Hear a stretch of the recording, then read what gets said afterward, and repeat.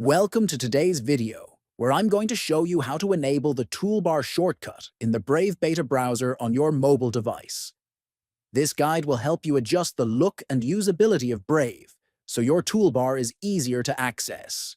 First, open the Brave Beta browser on your mobile phone. Next, look at the bottom right corner and tap on the three dots menu.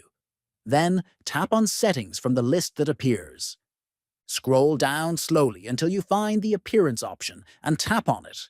Now, look for the option related to Toolbar Shortcut. Tap on its toggle to turn it on so that you will see the Toolbar shortcut appear at the bottom of the browser.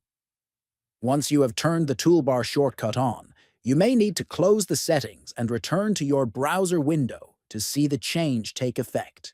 Thank you for watching this tutorial, and if you want to see more browser tips like this, make sure to subscribe to the channel with a like on the video and share it with your friends.